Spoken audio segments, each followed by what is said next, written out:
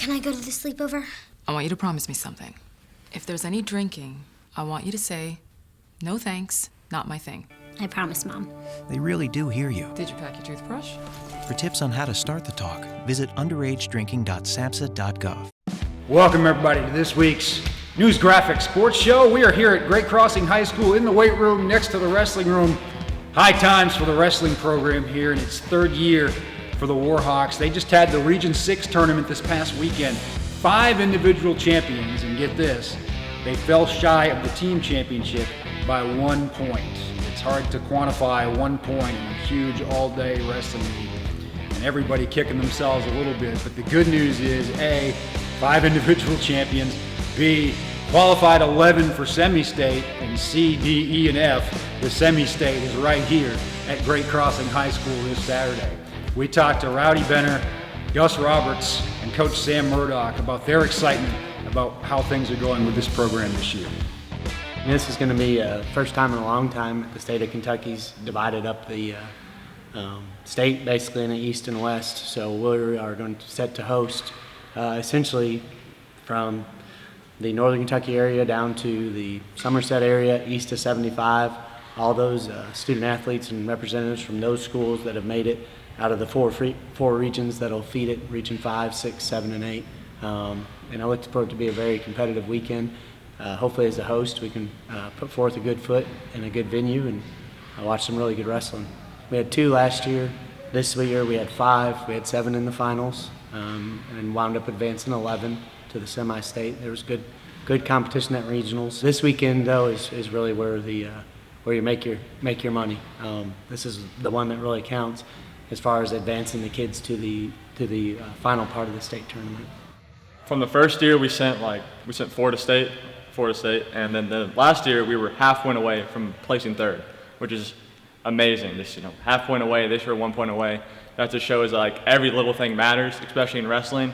It might seem like such a big aggressive sport, but even the smallest thing can make a difference in the end. Yeah, my emotions on Saturday, they were very high. We had 5 champions, which is very amazing from watching us grow from the bottom to the top. And seeing 1 point away, I was trying to fire everybody up on the sideline after I got my when I won my match. I was just trying to fuel everybody up to go in and sweep it from underneath Harrison County, but didn't go in our favor.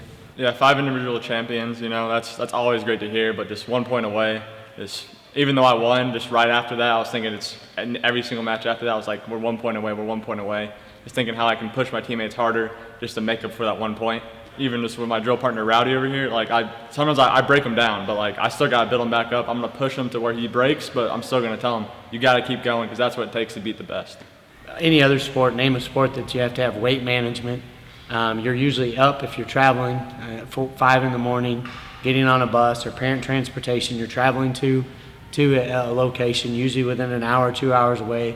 You have a weigh-in in an hour or 2 hours if it's a tournament. After the weigh-in, then you have to compete, so it makes it difficult. So one of the things when we put in for the bid for the semi-state, the only reason for it was to give our kids the opportunity to sleep in their own beds. Obviously, we'll be setting up after the ladies' game on Friday at 10 o'clock, a bunch of middle-aged dads and coaches. So it'll be a long night for us, but I think that's well worth it to give our kids the advantage of just sleeping in their own bed for one night. It's definitely one of the hardest sports. You got to come in every single day. You got to give it your best. If you don't, it's going to show on Saturdays. And you would rather have it show in that room, like at the end when we're going live, than have it show on the mat on Saturday. You got to just set the expectation, even though people know your name, you got to go in and show who you are. This Saturday hosting, it gives us a lot of motivation to go out there, show everyone who we are. Everyone's kind of hating on us because new team, 3rd year. But I think we can definitely send maybe even all 11 to the next round. I think we could send 11 because I think our guys are one of the best. We've been working since a week after state last year. We've been trying to push everybody to be the best, and I think we could show it. Those kids have bought in. I mean, they've bought in. We went out. We've got a lot of cooperation.